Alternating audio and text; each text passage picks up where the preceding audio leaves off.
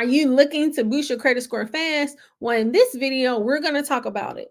Maybe you're trying to improve your overall financial situation. Maybe you wanted to apply for a new credit card, get an auto loan. It could be several different reasons why you're trying to increase your credit score fast.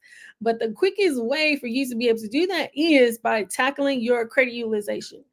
Well, in my last video, I was talking about paying down debt, especially credit card debt. And if you are paying down credit card debt, you are really going to be decreasing your credit utilization, which in turn is going to help to increase your credit score fast. So let's get into it. Our credit utilization makes up 30% of our credit score. So if we're wanting to increase our credit score fast, the best way to do that is by tackling our credit card utilization. Now, they say it's best to have our credit utilization 30% or less, but if we're trying to be high achievers, it's best to have our credit utilization 7% or less. And so if we're paying down that credit card debt, usually within 30 days, you will be able to see an increase in your credit score, because after your credit card company reports 30% or less, or maybe even 7% or less, once they report that to the credit bureau, within the 30 days, you'll be able to see your credit score increase pretty fast. Another way that you can make sure that you are getting your credit utilization down is when you are paying your credit card bill, you want to, one, make sure that you're paying the balance before the due date, but then also, are you going to report 30% or less or 7% or less before the statement date? Because our statement date is when our creditor, it could be your credit union or your credit card company, when are they going to be reporting to the credit bureau? And so that's when they're going to report your utilization. So you want the snapshot at that time to be less than 30%. And so that's something that I always do. I always try to make sure at the statement date, once it reports over, that I'm reporting. Because let's say if you're like me and you're using your credit card for all of your purchases, sometimes you can have, over 30% or something tracking on your credit card, even if you make your minimum payment. But you just want to pay it down before it reports to the credit bureau, because that has happened to me. Because I want to say, even last month, y'all, it was so funny because I was using my Chase ISG credit card, because I'm trying to get more points, because I'm still trying to, for 2025, use all points and cash back for my travel. And so I was using that credit card, and y'all, why I let it report probably like 40%. But the good thing is, even though it had reported 40% for that credit card, my overall credit utilization was still only like 2%. It probably was even 1%.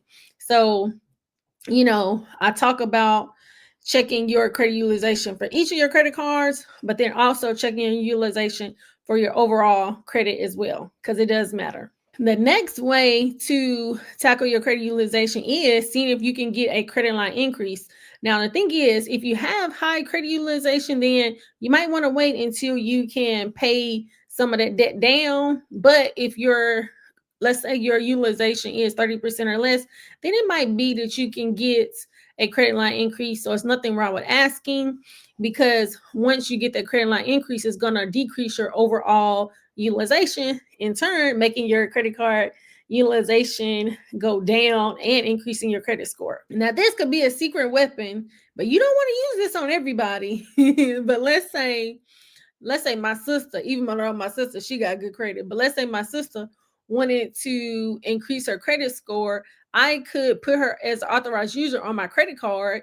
And once I put her as an authorized user, then she's basically kind of piggybacking off of my credit, to where she's going to be able to, since I have a good length of credit and my credit utilization is low. And, really, you don't want to use somebody that has late payments, but it's just like, overall, since my whole overall credit profile is good, my credit would be able to help her, since I'm adding her as a authorized user on my credit card. And even though I am adding her as an authorized user on a credit card, well, not really, but in this example, I can add her, but I don't have to give her the card. And so you can do that. And let me know in the comments, have you added somebody as authorized user, or has somebody added you And if so, were you able to see an increase in your credit score?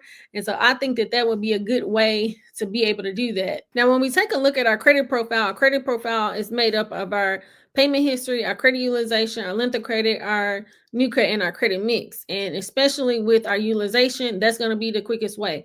But we still want to make sure that we're paying our bills on time, because if you get a late payment on your credit report, man, it'll drop your credit like a probably like 20 points or so, even more than that, especially if you get past 90 days of late payments.